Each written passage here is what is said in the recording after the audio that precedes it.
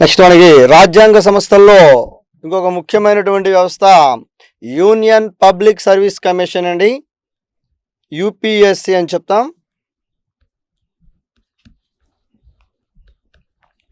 Union public service commission, కేంద్ర public service commission. ఓకేనా sir? UPSC.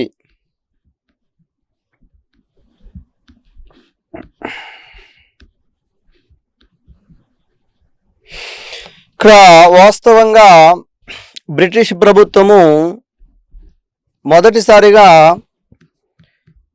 1923వ సంవత్సరంలోని లీ commission ఏర్పాటు చేయడం జరిగింది సార్. లీ కమిషన్ 1923లో ఏర్పాటు చేసినటువంటి లీ కమిషను 1924వ సంవత్సరంలో నివేదికను సమర్పించింది. ఓకేనా సార్? ఈ నివేదికలో ఏమని చెప్పింది? ఈ లీ కమిషను యూపీఎస్సి ఏర్పాటు చేయాలి అని చెప్పడం జరిగింది. యూపీఎస్సిని ఏర్పాటు చేయాలి. 1923వ సంవత్సరంలో ఏర్పాటు చేసినటువంటి లీ కమిషన్ 1924వ సంవత్సరంలో తమ నివేదికను సమర్పించడం జరిగింది. ఆ నివేదికలో యూపీఎస్సి ఏర్పాటు చేయాలని చెప్పడంతో ఈ లీ కమిషన్ సిఫార్సుతో 1926వ సంవత్సరంలో, ఏ సంవత్సరంలో ఏర్పాటు చేయబడింది? స్వాతంత్ర్యానికి ముందు బ్రిటిష్ వారి కాలంలో, అంటే 1926వ సంవత్సరంలో కేంద్ర పబ్లిక్ సర్వీస్ కమిషన్ ఏర్పాటు చేయడం జరిగింది.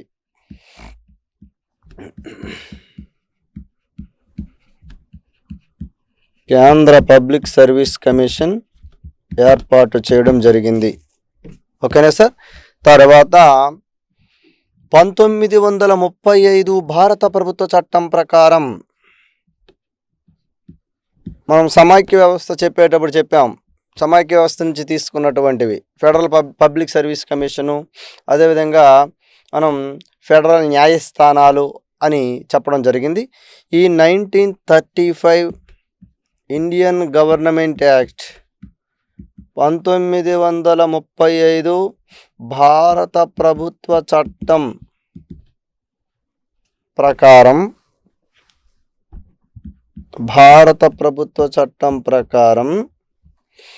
ఫెడరల్ పబ్లిక్ సర్వీస్ కమిషన్గా ఏర్పాటు చేయడం జరిగింది.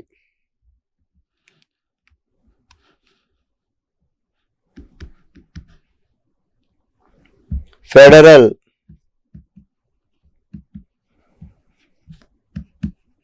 Public service commission.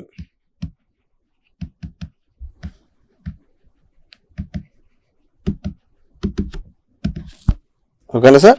ఈ 1935 భారత ప్రభుత్వ చట్టం ప్రకారం ఏర్పాటు చేసినటువంటి ఫెడరల్ పబ్లిక్ సర్వీస్ కమిషన్, ఈ ఫెడరల్ పబ్లిక్ సర్వీస్ కమిషన్ అనేటటువంటిది స్వాతంత్ర్యానంతరం రాజ్యాంగం అమల్లోకి వచ్చిన తర్వాత ఫెడరల్ పబ్లిక్ సర్వీస్ కమిషన్కు రాజ్యాంగబద్ధత కల్పించి యూపీఎస్సి పేరుతో 1950వ సంవత్సరంలో స్వయం ప్రతిపత్తి సంస్థగా ఏర్పాటు చేయడం జరిగింది. ఓకేనా సార్? చూడండి, ఈ ఫెడరల్ పబ్లిక్ సర్వీస్ కమిషనే రాజ్యాంగం అమల్లోకి వచ్చిన తర్వాత, రాజ్యాంగం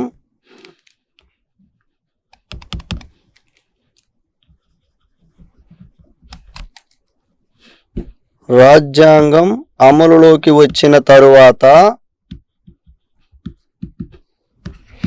యూపీఎస్సి పేరుతో,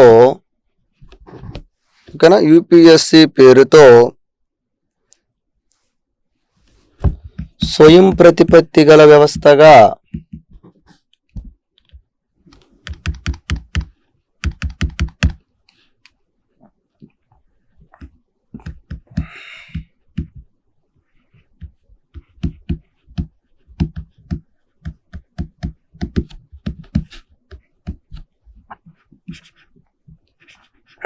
1950లో ఏర్పాటు చేయబడింది. అందుకే ఇక్కడ మనము రాజ్యాంగంలోకి వచ్చిన దాని తర్వాత మనం ఏర్పాటు చేసుకున్న దాన్నే మనం పరిగణలోకి తీసుకుంటే మొట్టమొదటి యూపీఎస్సీ చైర్మన్ హెచ్కే కురపలాని 26లో ఏర్పాటు చేశారని చెప్పాం కదండి. దాని ప్రకారం తీసుకున్నట్లయితే సర్ రాస్ బార్కర్. మనం చూడండి, ఈ సుప్రీంకోర్టు చెప్పేటప్పుడు కూడా చెప్పినాం, 1773 రెగ్యులేటింగ్ యాక్ట్ ప్రకారం చీఫ్ జస్టిస్ అని అడిగితే ఓకేనా ఎలిజా ఇంపే అని. అదేవిధంగా అలా కాకుండా సుప్రీంకోర్టు మొట్టమొదటి ప్రధాన న్యాయమూర్తి అంటే మన రాజ్యాంగం అమల్లోకి వచ్చిన తర్వాత ఏర్పాటు చేసుకున్నటువంటి న్యాయ వ్యవస్థ ఏదైతే ఉందో దాన్ని మనం పరిగణలో తీసుకోవాలి. అలాగని ఇక్కడ ఏమన్నారు, ఈ ఫెడరల్ పబ్లిక్ సర్వీస్ కమిషన్ కాస్త రాజ్యాంగం స్వాతంత్ర్యానంతరం రాజ్యాంగం అమల్లోకి వచ్చిన తర్వాత యూపీఎస్సీ పేరుతో స్వయం ప్రతిపత్తి గల వ్యవస్థగా 1950లో ఏర్పాటు చేయడం అనేది జరిగింది. ఓకేనా. ఇక్కడ చూడండి సార్, సాధారణంగా మన భారతదేశంలోని అఖిల భారత సర్వీసులు ఓకేనా, అఖిల భారత సర్వీసుల పితామహుడు, అఖిల భారత సర్వీసుల పితామహుడు సర్దార్ వల్లభాయ్ పటేల్. ఎవరండి? సర్దార్ వల్లభాయ్ పటేల్. సార్ వాస్తవంగా ఇది అఖిల భారత సర్వీసులను భర్తీ చేస్తుంది, అఖిల భారత సర్వీసులను భర్తీ చేస్తుంది యూపీఎస్సీ. ప్రారంభములో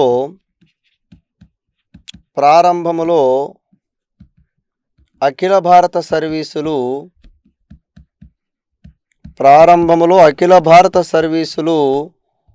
రెండే ఉండేవి సార్. ఓకేనా, రెండే. అవి ఏంటి అంటే,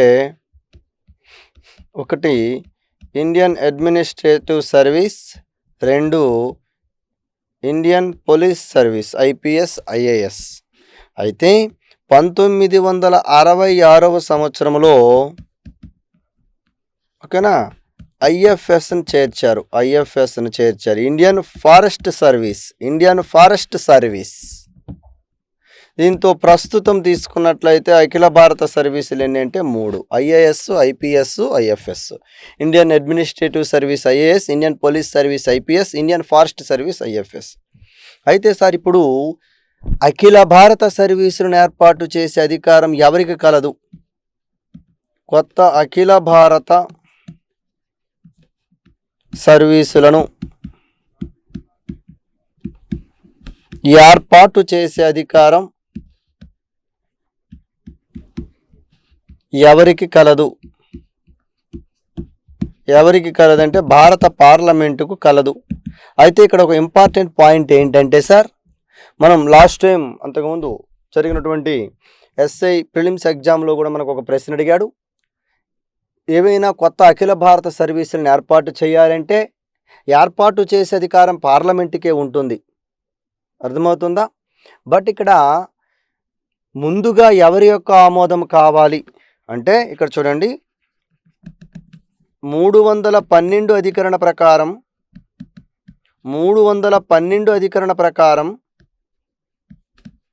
కొత్త అఖిల భారత సర్వీసులను 312 అధికరణ ప్రకారం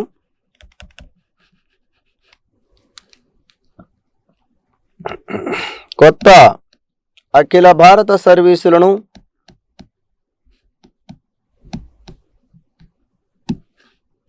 ఏర్పాటు చేయాలంటే పార్లమెంటుకి అధికారం కలదు. కానీ ముందుగా ఈ పాయింట్ చాలా ఇంపార్టెంట్ సార్, ముందుగా రాజ్యసభ 2/3 వంతు మెజారిటీతో 2/3 వంతు ప్రత్యేక మెజారిటీతో ఆమోదించాలి.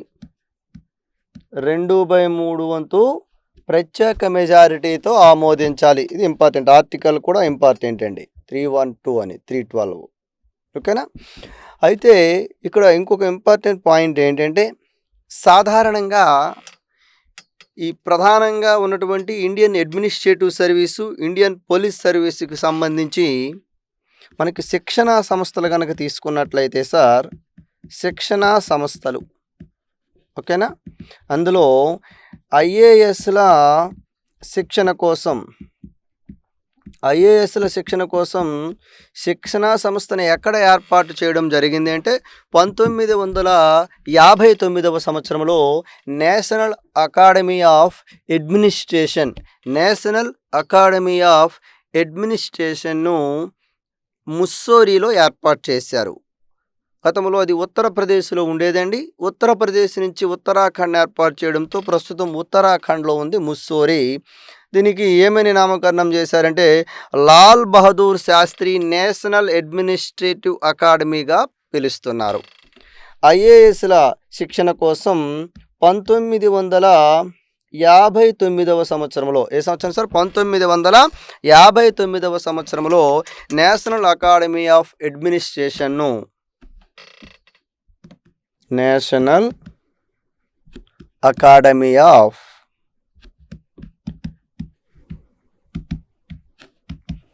అడ్మినిస్ట్రేషన్ను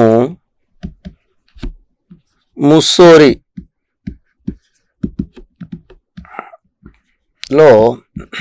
ఏర్పాటు చేశారు.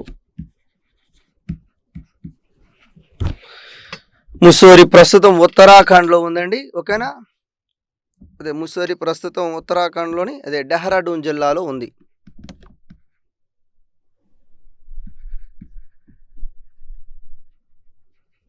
ఉత్తరాఖండ్ రాష్ట్రంలో డెహ్రాడూన్ జిల్లాలో ఉంది.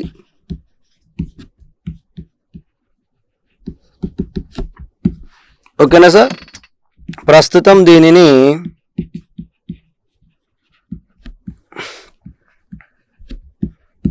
LB Shastri national academy of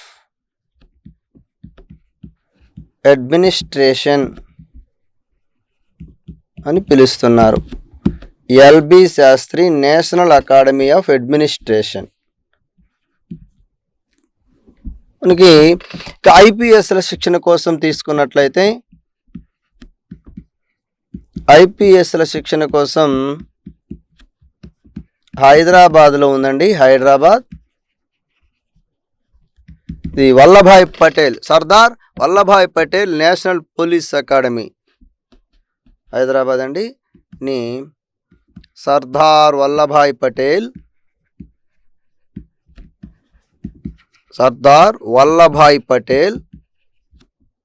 national police academy.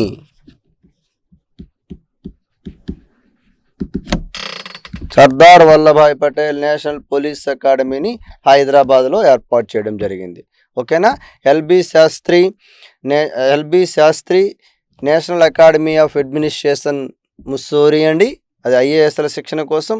ఐపీఎస్ల శిక్షణ కోసం అయ్యేటప్పటికి సర్దార్ వల్లభాయ్ పటేల్ మొట్టమొదటి ఉప ప్రధానమంత్రి, భారతదేశానికి మొట్టమొదటి హోంశాఖ మంత్రిగా పనిచేసినటువంటి ఆయన మీరు సర్దార్ వల్లభాయ్ పటేల్ నేషనల్ పోలీస్ అకాడమీని హైదరాబాద్లో నెలకొల్పడం అనేది జరిగింది. అయితే భారత రాజ్యాంగంలోని ఈ పబ్లిక్ సర్వీసులు అనేటటువంటి దాని గురించి ఏ భాగం తెలియచేస్తుంది? ఇందులోనే మనకి కేంద్ర పబ్లిక్ సర్వీస్ కమిషన్ వస్తుంది, రాష్ట్ర పబ్లిక్ సర్వీస్ కమిషన్ కూడా వస్తుంది. ఓకేనండి, ఇప్పుడు చూడండి, మనం భాగాలు లిస్ట్ చెప్పేటప్పుడు కూడా మనం చాలా స్పష్టంగా చెప్పడం జరిగింది. ఇక్కడ రాజ్యాంగములోని 14వ భాగములో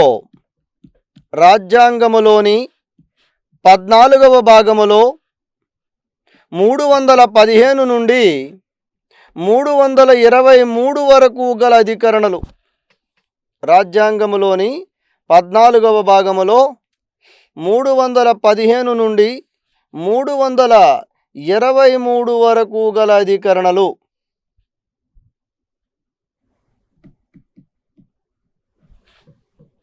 ఓకేనా, యూపీఎస్సి ఎస్పీఎస్సీల గురించి కూడా ఇవే అధికరణలు పేర్కొంటాయి.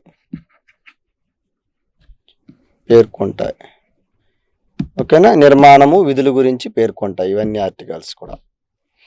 ఇందులో మనం ఇక్కడ చూడండి సార్, 315 నుండి 323 వరకు గల అధికరణలు యూనియన్ పబ్లిక్ సర్వీస్ కమిషన్ గురించి పేర్కొంటాయి.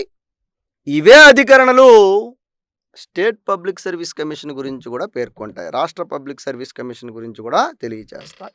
ఉదాహరణకి ఇప్పుడు చూడండి, భారత రాజ్యాంగములోని 315 అధికరణ ఏం తెలియజేస్తుంది? 315 అధికరణ ప్రకారం భారతదేశానికి ఒక యూపీఎస్సి అనేది ఉంటుంది. భారతదేశానికి ఒక యూపీఎస్సి ఉంటుంది అని తెలియజేస్తుంది. ఇదే 315 అధికరణ ప్రకారం ప్రతి రాష్ట్రానికి ఒక ఎస్పీఎస్సి ఉంటుంది, స్టేట్ పబ్లిక్ సర్వీస్ కమిషన్ అనేది ఉంటుంది. నెక్స్ట్ 316 ముందు అధికరణలు చూడండి సార్. 316 అధికరణ మనం రాష్ట్రపతి కార్యనిర్వహణాధికారాల దగ్గర కూడా చెప్పాం. రాష్ట్రపతి దేశ ప్రధాన కార్యనిర్వహణాధికారి. దీనిలో భాగంగా రాష్ట్రపతి కొన్ని ఉన్నత పదవులలో ఉన్న వ్యక్తులను నియామకం చేస్తారు అని చెప్తూ ఒక లిస్ట్ చెప్పినాం. అందులో 316 అధికరణ ప్రకారం యూపీఎస్సి చైర్మన్ సభ్యులను రాష్ట్రపతి నియమిస్తారు. అంటే యూపీఎస్సి చైర్మన్, ఓకే, మరియు సభ్యుల నియామకం, చైర్మన్ మరియు సభ్యుల నియామకం. ఇక 317 అధికరణ,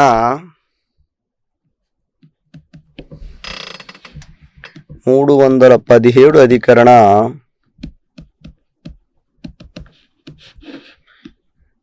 public service commission,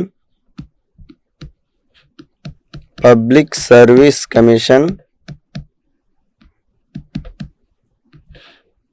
public service commission సభ్యుల సస్పెన్షన్ మరియు తొలగింపు. పబ్లిక్ సర్వీస్ కమిషన్ సభ్యుల సస్పెన్షన్ మరియు తొలగింపు. నెక్స్ట్ 318 అధికరణ, 318 అధికరణ public service commission, public service commission సభ్యుల సంఖ్య,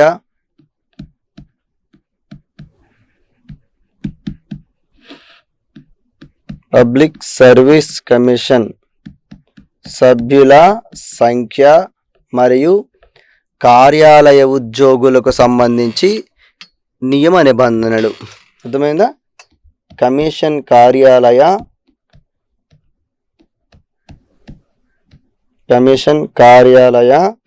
ఉద్యోగుల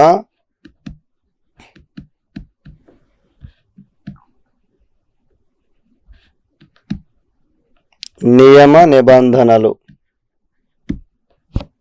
కమిషన్ కార్యాలయ ఉద్యోగుల నియమ నిబంధనల గురించి తెలియజేస్తుంది 318. అదేవిధంగా 319 అధికరణ. సాధారణంగా ఈ 319 అధికరణ ఏం తెలియజేస్తుంది అంటే, ఈ పబ్లిక్ సర్వీస్ కమిషన్ సభ్యులు ఎవరైతే ఉన్నారో వీళ్ళు పదవి విరమణ చేసిన తర్వాత సాధారణంగా ఏ ఇతర ప్రభుత్వ ఉద్యోగాలు కూడా అర్హులు కారు, ఉద్యోగాలు చేయకూడదని. ఓకేనా? పబ్లిక్ సర్వీస్ కమిషన్ సభ్యులు పదవీ విరమణ తరువాత ఏ ప్రభుత్వ ఉద్యోగానికి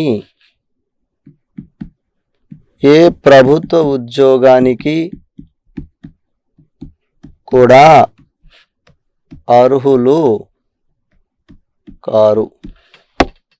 అర్థమైందండి? ఏ ప్రభుత్వ ఉద్యోగానికి కూడా అర్హులు కారు.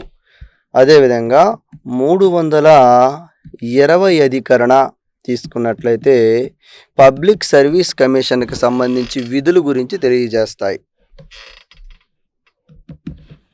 పబ్లిక్ సర్వీస్ కమిషన్ విధులు.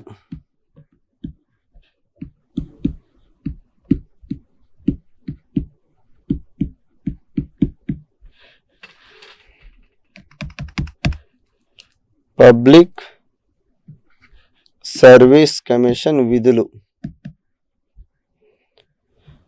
నెక్స్ట్ 321 అధికరణ యూనియన్ పబ్లిక్ సర్వీస్ కమిషన్ అఖిల భారత సర్వీసులను భర్తీ చేసే యూపీఎస్సి మరియు రాష్ట్ర ప్రభుత్వ ఉద్యోగాలను భర్తీ చేసే state public service commission UPSC మరియు ఎస్పీఎస్సి యొక్క విధులను సాధారణంగా వాటి విధులను విస్తరింపచేసే అధికారం ఎవరికి ఉంటుందంటే పార్లమెంటుకు ఉంటుంది.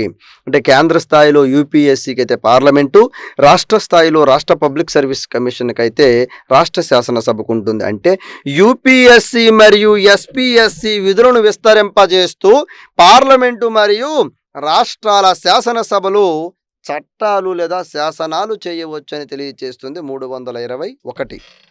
చూడండి, యూపీఎస్సి మరియు ఎస్పీఎస్సి తమ విధులను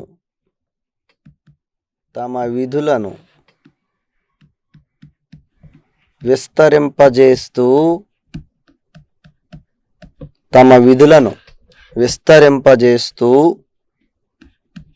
పార్లమెంటు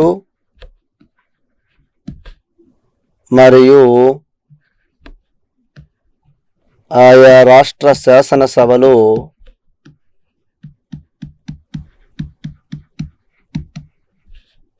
చట్టాలను చేయవచ్చు.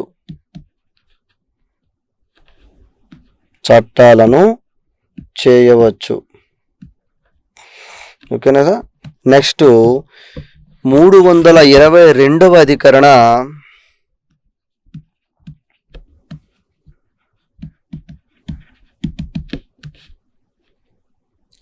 పబ్లిక్ సర్వీస్ కమిషన్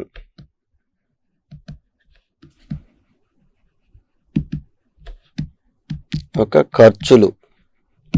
అంటే సాధారణంగా యూనియన్ పబ్లిక్ సర్వీస్ కమిషన్కి సంబంధించి తీసుకున్నట్లయితే యూపీఎస్సి చైర్మన్ సభ్యులు యొక్క వేతనాలు, ఖర్చులు కేంద్ర సంఘటిత నిధి నుండి చెల్లించబడతాయి.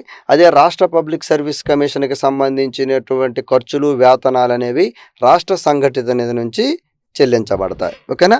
అది పబ్లిక్ సర్వీస్ కమిషన్ యొక్క ఖర్చులు. యూపీఎస్సి అయితే కేంద్ర సంఘటిత నిధి, స్టేట్ పబ్లిక్ సర్వీస్ కమిషన్కి సంబంధించింది అయితే రాష్ట్ర సంఘటిత నిధి. ఓకే. నెక్స్ట్ 323 అధికరణ తీసుకుంటే సార్, 323 అధికరణ పబ్లిక్ సర్వీస్ కమిషన్ యొక్క నివేదికలు. సాధారణంగా యూనియన్ పబ్లిక్ సర్వీస్ కమిషన్ అయితే తమ నివేదికను కేంద్రంలో ఇక్కడ మనకి రాష్ట్రపతికి అందజేస్తాయి. రాష్ట్రపతి ఆ నివేదికను పార్లమెంటు ముందు ఉంచుతాడు. రాష్ట్ర పబ్లిక్ సర్వీస్ కమిషన్ అయితే తమ నివేదికను గవర్నర్ ముందు ఉంచితే గవర్నరు రాష్ట్ర శాసనసభ ముందు ఉంచడం అనేది జరుగుతుంది. Same ఆర్టికల్సే sir. 315 నుంచి 323 వరకు గల అధికరణలు యూనియన్ పబ్లిక్ సర్వీస్ కమిషన్ మరియు స్టేట్ పబ్లిక్ సర్వీస్ కమిషన్ గురించి తెలియజేస్తాయి. ఓకేనా సార్? 315 నిబంధన ప్రకారం భారతదేశానికి ఒక యూపీఎస్సీ ఉంటుంది. 316 అధికరణ యూపీఎస్సీ చైర్మన్ సభ్యుల నియామకం గురించి తెలియజేస్తుంది. 317 అధికరణ యూనియన్ పబ్లిక్ సర్వీస్ కమిషన్ లేదా అక్కడైతే స్టేట్ పబ్లిక్ సర్వీస్ కమిషన్. అందుకే కామన్గా ఇక్కడ పబ్లిక్ సర్వీస్ కమిషన్ యొక్క సభ్యులు ఎవరైతే ఉన్నారో ఆ సభ్యుల సస్పెన్షన్ మరియు తొలగింపు గురించి తెలియజేస్తుంది. 318 అధికరణ పబ్లిక్ సర్వీస్ కమిషన్ సభ్యుల సంఖ్య మరియు కమిషన్ కార్యాలయ ఉద్యోగుల నియమ నిబంధనల గురించి తెలియజేస్తుంది. ఓకేనా? 319 అధికరణ ప్రకారం పబ్లిక్ సర్వీస్ కమిషన్ సభ్యులు పదవి విరమణ చేసిన తర్వాత ఏ ప్రభుత్వ ఉద్యోగానికి కూడా అర్హులు కారని తెలియజేస్తుంది. 320వ అధికరణ పబ్లిక్ సర్వీస్ కమిషన్ యొక్క ఫంక్షన్స్ ఏవైతే ఉన్నాయో విధుల గురించి తెలియజేస్తుంది. 321వ అధికరణ యూనియన్ పబ్లిక్ సర్వీస్ కమిషన్ మరియు స్టేట్ పబ్లిక్ సర్వీస్ కమిషన్ తమ విధులను విస్తరింపజేస్తూ పార్లమెంటు మరియు ఆయా రాష్ట్ర శాసనసభల చట్టాలను చేయవచ్చు. 322 అధికరణ పబ్లిక్ సర్వీస్ కమిషన్ యొక్క ఖర్చుల గురించి తెలియజేస్తుంది. సాధారణంగా ఇక్కడ union public service commission chairman సభ్యుల యొక్క ఖర్చులు కానీ వేతనాలు కేంద్ర సంఘటిత నిధి నుంచి చెల్లించబడతాయి. అదే రాష్ట్ర పబ్లిక్ సర్వీస్ కమిషన్కి సంబంధించి సభ్యుల చైర్మన్లు వేతనాలు ఖర్చులనేవి రాష్ట్ర సంఘటిత నిధి నుంచి గ్రహించబడతాయి. ఇక 323 అధికరణ నివేదికలు. యూపీఎస్సీ అయితే రాష్ట్రపతికి, ఎస్పీఎస్సీ అయితే గవర్నర్కు తమ నివేదికలను అందజేస్తాయి. అయితే ఇక్కడ యూపీఎస్సికి సంబంధించి ఓకేనా సార్, ఇక్కడ నిర్మాణము వీటికి సంబంధించి తీసుకున్నట్లయితే సాధారణంగా యూనియన్ పబ్లిక్ సర్వీస్ కమిషన్కి సంబంధించి నిర్మాణం అయితే చైర్మను మరియు కొంతమంది సభ్యులు ఉంటారు. అంటే భారత రాజ్యాంగంలోని యూనియన్ పబ్లిక్ సర్వీస్ కమిషన్కి సంబంధించి నిర్మాణం అంటే ఇక్కడ ఎంతమంది సభ్యులు ఉంటారనేది ఎక్కడా కూడా రాజ్యాంగంలో ప్రస్తావించబడలేదు. ఎంతమంది అంటే ఏమని చెప్తాం, సాధారణంగా ఈ నిర్మాణం కమిషన్ యొక్క నిర్మాణము అందుకే రాష్ట్రపతి నిర్ణయిస్తారు అని చెప్తాం. సాధారణంగా యూపీఎస్సి కమిషన్ యొక్క నిర్మాణం రాష్ట్రపతి నిర్ణయిస్తారు. ఓకేనా సార్. అయితే మనం ఏమని చెప్పుకుంటాం, జనరల్గా చైర్మన్ మరియు 11 మంది సభ్యులు ఉంటారని చెప్తాం. 11 మంది. బట్ రాజ్యాంగంలో ఎంతమంది సభ్యులు అనేది ఎక్కడా కూడా నిర్ణయించలేదు. రాజ్యాంగంలో సభ్యుల సంఖ్యను ప్రస్తావించలేదు. అది ఇంపార్టెంట్. రాజ్యాంగంలో సభ్యుల సంఖ్య ఎంత అనేది నిర్ణయించలేదు.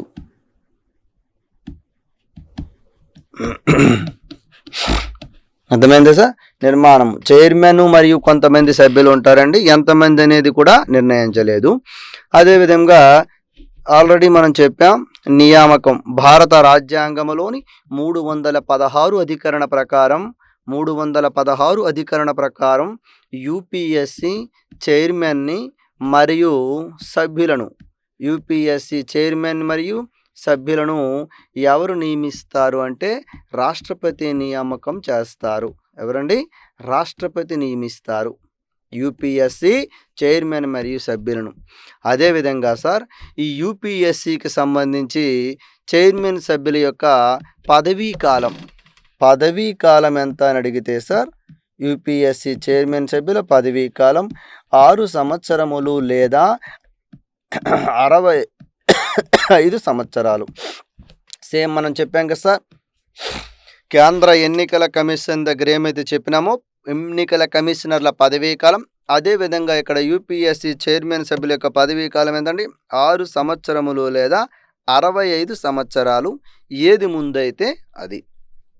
అయితే సార్ ఇక్కడ యూపీఎస్సి చైర్మన్ ఓకేనా మరియు సభ్యులకు సంబంధించి అర్హతలు తీసుకున్నట్లయితే ఇక్కడ చూడండి సార్, యూపీఎస్సి చైర్మన్ మరియు సభ్యుల అర్హతలు భారత రాజ్యాంగంలో యూపీఎస్సి చైర్మన్ కానివ్వండి సభ్యులకు సంబంధించినటువంటి అర్హతలను రాజ్యాంగంలో ఎక్కడా కూడా ప్రస్తావించలేదు. కానీ కమిషన్లోని సగం మంది సభ్యులు కేంద్ర ప్రభుత్వంలో కానివ్వండి లేదా రాష్ట్ర ప్రభుత్వంలో కానీ ఉన్నత పదవులలో 10 సంవత్సరాల పాటు పనిచేసే అనుభవం ఉన్నటువంటి వ్యక్తులను నియామకం చేయడం అనేది జరుగుతుంది. పాయింట్ అర్థమైందా? చైర్మన్ సభ్యుల అర్హతలను రాజ్యాంగంలో ప్రస్తావించలేదు.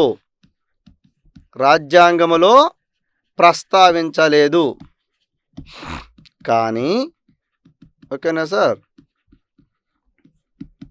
కానీ సగం మంది సభ్యులు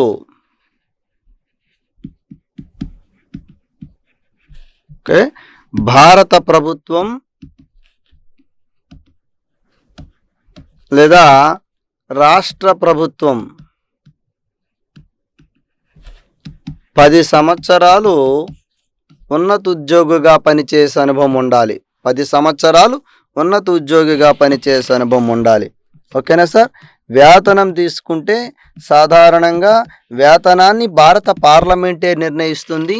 ఇక్కడ వీరు కేంద్ర ఎన్నికల కమిషనర్ల యొక్క వేతనాన్ని కలిగి ఉంటారు. అంటే సుప్రీంకోర్టు న్యాయమూర్తుల యొక్క వేతనాన్ని కలిగి ఉంటారు. సుప్రీంకోర్టు న్యాయమూర్తి వేతనము మనం 2,50,000 రూపాయలు అని చెప్పాం. ఓకేనా. కాబట్టి వేతనం సుప్రీంకోర్టు జడ్జి ఎవరైతే ఉన్నారో ఈ జడ్జి యొక్క వేతనాన్ని కలిగి ఉంటారు యూపీఎస్సి చైర్మన్ మరియు సభ్యులు. సార్ ఇక్కడ యూపీఎస్సి చైర్మన్ మరియు సభ్యులు తమ రాజీనామా పత్రాలను ఎవరికి అందజేస్తారు అంటే తమ రాజీనామాను రాష్ట్రపతికి అందజేస్తారు. రాజీనామాను రాష్ట్రపతికి అందజేస్తారు. అంతేకాకుండా ఏ కారణం చేతనైనను యూపీఎస్సి చైర్మన్ పదవి ఖాళీ ఏర్పడిన తాత్కాలిక చైర్మన్ను నియామకం చేసేది ఎవరు అంటే రాష్ట్రపతి నియమిస్తారు. తాత్కాలిక చైర్మన్ను రాష్ట్రపతి నియమించడం అనేది జరుగుతుంది. ఓకేనా? అయితే ఇక్కడ చూడండి, తొలగింపు విషయానికి వచ్చే తొలగింపు సాధారణంగా యూపీఎస్సి చైర్మన్ సభ్యుల వాళ్ళకి సంబంధించినటువంటి ఆ వ్యక్తులపైన ఆరోపణలు వస్తే ముందుగా సుప్రీంకోర్టు విచారణ జరపాలి. సుప్రీంకోర్టు విచారణ జరిపిన తర్వాత తొలగింపునకు కారణము సరైనదే అని ధృవీకరించాలి. పాయింట్ అర్థమవుతుందా సార్? ఇప్పుడు వీరిని తొలగించాలి అనుకుంటే ఆ వ్యక్తుల మీద ముందుగా సుప్రీంకోర్టు ఒక న్యాయ విచారణ జరుపుతుంది. ఆ విచారణలో గనక నిజంగానే వీళ్ళు ఈ తొలగించడానికి అర్హులే అని భావించినట్లయితే వీరిని తొలగిస్తారు. ఓకేనా? ఎవరు తొలగిస్తారు అంటే ఇక్కడ రాష్ట్రపతి తొలగిస్తాడు అధికారికంగా. కానీ ఇక్కడ ఇంకొక ఇంపార్టెంట్ పాయింట్ ఏంటి అంటే సార్, ఇందులో రాజ్యాంగం ప్రకారం సుప్రీంకోర్టు విచారణ తర్వాత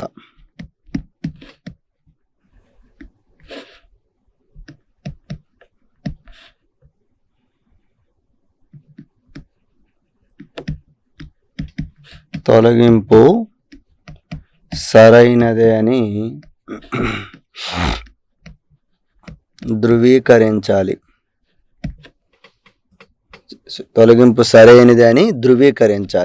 అయితే ఇక్కడ చూడండి, రాజ్యాంగం ప్రకారము సుప్రీంకోర్టు పరిశీలన జరుగుతున్న కాలంలో సుప్రీంకోర్టులో పరిశీలన జరుగుతున్న కాలంలో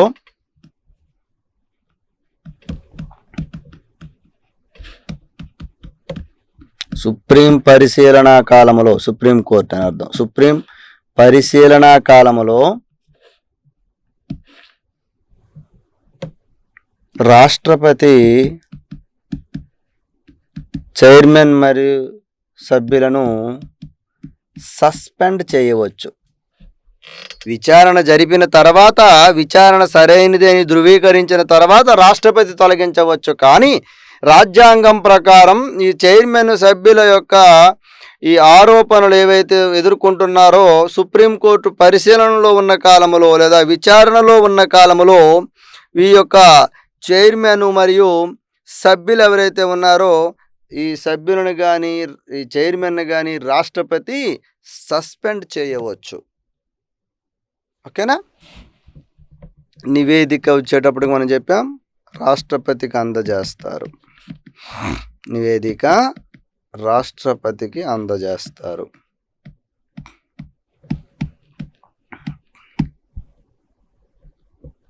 ఓకేనా సార్?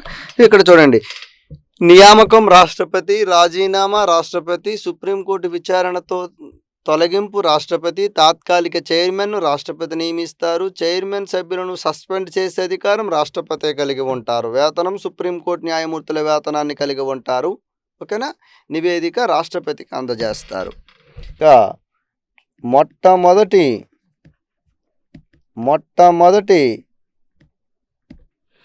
యూపీఎస్సి చైర్మన్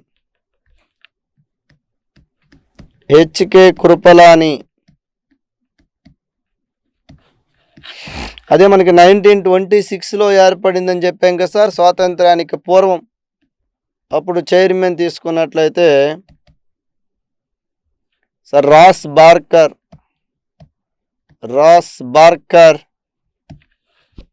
నెక్స్ట్ ప్రస్తుతం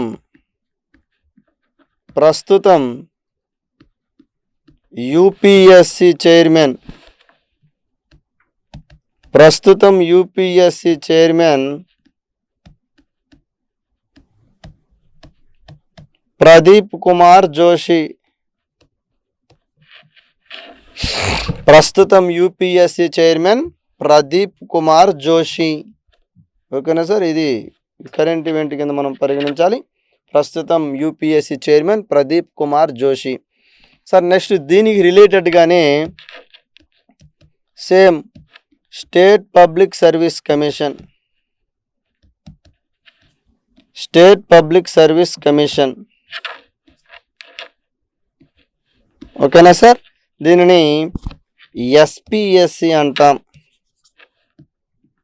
ఎస్పిఎస్సి ఆల్రెడీ మనం చెప్పాం.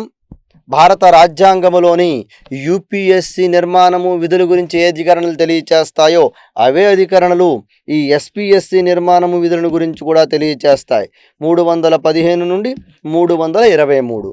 ఉదాహరణకు 315 అధికరణ ప్రకారం భారతదేశానికి ఒక యూపీఎస్సి ఉంటే ఇక్కడ 315 అధికరణ ప్రకారం ప్రతి రాష్ట్రానికి ఒక యూపీఎస్సి ఉంటుంది.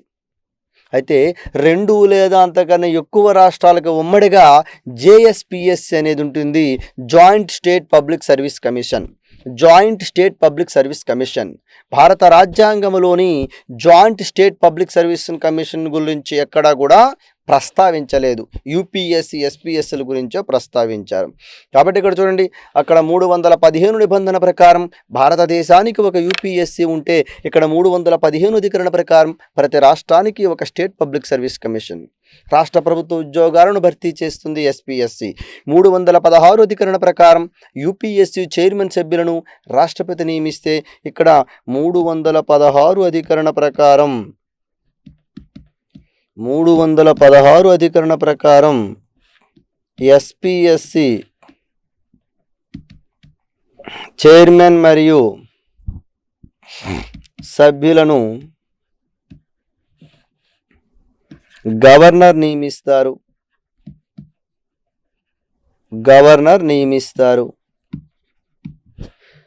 అదేవిధంగా 317 అధికరణ ప్రకారం యూపీఎస్సి చైర్మన్ సభ్యుల తొలగింపు సస్పెన్షన్ అయితే 317 అధికరణ ప్రకారం రాష్ట్ర పబ్లిక్ సర్వీస్ కమిషన్ చైర్మన్ మరియు సభ్యుల సస్పెన్షన్ తొలగింపు గురించి తెలియజేస్తుంది. 318 అధికరణ అనేటటువంటిది యూనియన్ పబ్లిక్ సర్వీస్ కమిషన్ సభ్యుల సంఖ్య మరియు యూపీఎస్సి కమిషన్ ఏదైతే ఉందో ఆ కమిషన్ కార్యాలయంలోని ఉద్యోగుల నియమ నిబంధనల గురించి తెలియజేస్తే ఇక్కడ 318 అధికరణ రాష్ట్ర పబ్లిక్ సర్వీస్ కమిషన్ సభ్యుల సంఖ్య మరియు కమిషన్ కార్యాలయ ఉద్యోగుల నియమ నిబంధనల గురించి తెలియజేస్తుంది. అక్కడ 319 అధికరణ ప్రకారం యూపీఎస్సి చైర్మన్ సభ్యులు పదవి విరమణ తరువాత ప్రభుత్వ ఉద్యోగాలు చేపట్టకూడదు. ఇక్కడ 319 అధికరణ ప్రకారం రాష్ట్ర పబ్లిక్ సర్వీస్ కమిషన్ చైర్మన్ సభ్యులు పదవి విరమణ చేసిన తర్వాత ఏ ప్రభుత్వ ఉద్యోగానికి కూడా అర్హులు కారు. సేమ్ అక్కడ యూపీఎస్సి దగ్గర ఎస్పిఎస్సి. అదేవిధంగా 320వ అధికరణ యూనియన్ పబ్లిక్ సర్వీస్ కమిషన్ విధులైతే ఇక్కడ 320వ అధికరణ స్టేట్ పబ్లిక్ సర్వీస్ కమిషన్ యొక్క విధుల గురించి తెలియజేస్తుంది. ఇక 321వ అధికరణ అక్కడ యూపీఎస్సి అధికారాలను విస్తరిస్తూ పార్లమెంటు చట్టాలు చేస్తే ఇక్కడ 321వ అధికరణ స్టేట్ పబ్లిక్ సర్వీస్ కమిషన్ తమ విధులను విస్తరింపజేస్తూ రాష్ట్ర శాసనసభ చట్టాలు చేయవచ్చు. 322వ అధికరణ అక్కడ యూపీఎస్సి ఖర్చుల గురించి తెలియజేస్తే ఇక్కడ 322 స్టేట్ పబ్లిక్ సర్వీస్ కమిషన్ ఖర్చుల గురించి తెలియజేస్తాయి. ఇందులోనే చైర్మన్ సభ్యుల వేతనాలు ఇవన్నీ కూడా ఉంటాయి, రాష్ట్ర సంఘటిత నిధి నుంచి చెల్లించబడతాయి. అక్కడ 323వ అధికరణ యూపీఎస్సి విధుల గురించి తెలియజేస్తే ఇక్కడ 323వ అధికరణ స్టేట్ పబ్లిక్ సర్వీస్ కమిషన్ యొక్క విధుల గురించి తెలియజేస్తాయి. ఓకేనా, కాబట్టి ఇక్కడ 316 అధికరణ ప్రకారం state public service commission chairman మరియు సభ్యుల నియామకం గురించి తెలియజేస్తుంది. అది ఆల్రెడీ మనం గవర్నర్ కార్యనిర్వహణ అధికారాల దగ్గర కూడా చెప్పడం జరిగింది. ఓకేనా, ఇక్కడ గవర్నర్ నియామకం చేస్తారని తెలియజేస్తుంది. సార్ ఇక్కడ state public service commission okay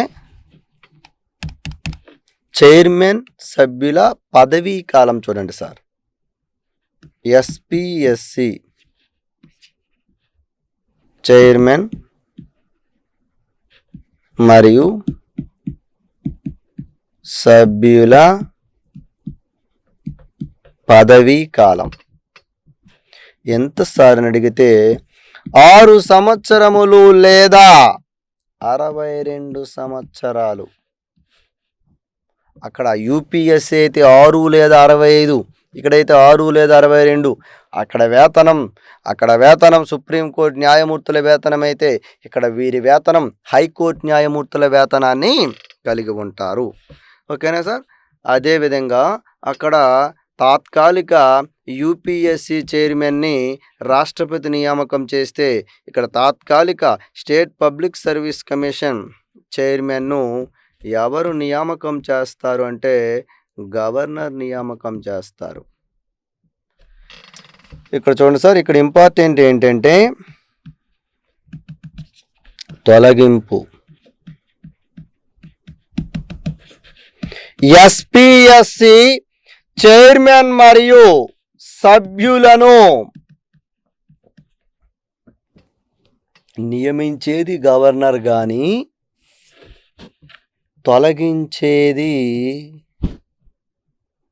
తొలగించే అధికారం, ఈ పాయింట్ ఇంపార్టెంట్ ఇక్కడ. అక్కడ ఎస్పీఎస్సి దగ్గర అయితే యూపీఎస్సి దగ్గర అయితే యూపీఎస్సి చైర్మన్ సభ్యులను నియమించేది రాష్ట్రపతి,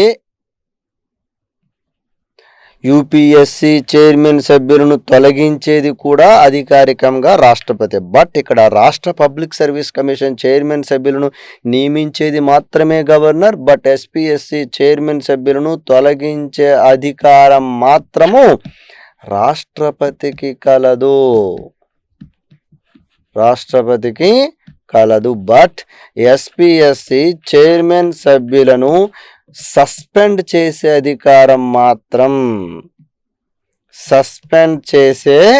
అధికారం మాత్రం రాష్ట్ర గవర్నర్కి ఉంటుంది. బట్ తొలగించేది మాత్రం ఎవరండి? రాష్ట్రపతికి మాత్రమే తొలగించే అధికారం ఉంటుంది. ఓకే, నివేదిక అంటే మనం చెప్పాం ఎస్పీఎస్సి తమ నివేదికను, రాష్ట్ర పబ్లిక్ సర్వీస్ కమిషన్ తమ నివేదికను రాష్ట్ర గవర్నర్కి అందజేస్తే గవర్నర్ ఆ నివేదికను రాష్ట్ర శాసనసభ ముందుంచుతారు. ఇక్కడ డిఫరెన్స్ ఏమీ లేదు సార్ యూపీఎస్సికి ఎస్పీఎస్సికి. అక్కడ పదవీ కాలం వాళ్ళు 6 లేదా 65 అయితే ఇక్కడ ఎస్పీఎస్సిది 6 లేదా 62. ఓకేనా? అక్కడ నియమించేది తొలగించేది రాష్ట్రపతి అయితే ఇక్కడ నియమించేది గవర్నరు, తొలగించేది రాష్ట్రపతి. ఇక కొన్ని కామన్గా ఉండేవి కంపారిజన్ చేసుకుంటే, ఓకేనా, అక్కడ యూపీఎస్సికి సంబంధించి కానివ్వండి, ఎస్పీఎస్సికి సంబంధించి కానివ్వండి, అక్కడ రాష్ట్రపతికి నివేదిక ఇస్తే ఇక్కడ గవర్నర్కి నివేదిక ఇస్తారు. యూపీఎస్సి చైర్మన్ సభ్యులు వేతనం సుప్రీంకోర్టు న్యాయమూర్తి అయితే ఇది రాష్ట్ర స్థాయి కాబట్టి రాష్ట్ర హైకోర్టు న్యాయమూర్తి వేతనాన్ని కలిగి ఉంటారు. ఓకేనా? అవి ఇక్కడ మనకి ఇంపార్టెంట్ ఏంటంటే పదవీ కాలం ఒకటి ఇంపార్టెంట్, అదేవిధంగా తొలగించేది ఎవరు అంటే రాష్ట్ర పబ్లిక్ సర్వీస్ కమిషన్ చైర్మన్ సభ్యులను గవర్నర్ తొలగిస్తారు అనేది. అయితే ఇక్కడ చూడండి సార్, మొట్టమొదటి ఉమ్మడి ఆంధ్రప్రదేశ్లో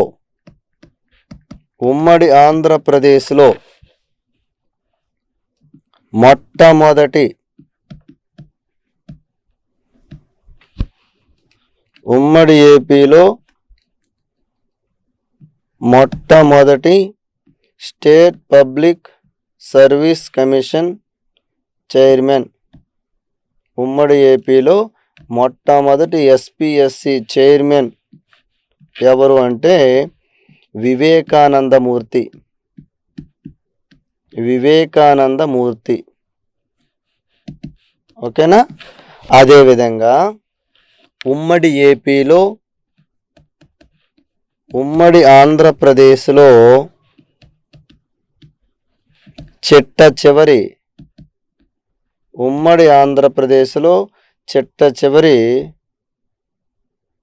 state public service commission chairman, ఉమ్మడి ఏపీలో చిట్ట చివరి ఎస్పీఎస్సి చైర్మన్ ఎవరు అంటే చిత్తరంజన్ బిస్వాల్, సిఆర్ బిస్వాల్, చిత్తరంజన్ బిస్వాల్. అదేవిధంగా నవ్యాంధ్ర మొట్టమొదటి మరియు ప్రస్తుత అని చెప్పొచ్చు. ప్రస్తుత ఏపీపీఎస్సి చైర్మన్. ఓకేనా. సాధారణంగా ఇక్కడ పబ్లిక్ సర్వీస్ కమిషన్ అనేది కామన్ అండి. స్టేట్ పబ్లిక్ సర్వీస్ ఎస్పీఎస్సి అంటాం. ఇప్పుడు చూడండి 315 నిబంధన ప్రకారం ప్రతి రాష్ట్రానికి ఒక ఎస్పీఎస్సి. స్టేట్ దగ్గర ఏ రాష్ట్రం అయితే ఆ రాష్ట్రం పేరు. ఆంధ్రప్రదేశ్ కాబట్టి ఏపీపీఎస్సి అంటాం. తెలంగాణ అయితే టీఎస్పీఎస్సి. ఇలా చెప్తాం. ప్రస్తుత ఏపీపీఎస్సి చైర్మన్ ఎవరు అంటే పి ఉదయ భాస్కర్ అండి. పిన్నమనేని ఉదయ భాస్కర్. ఓకేనా. అదే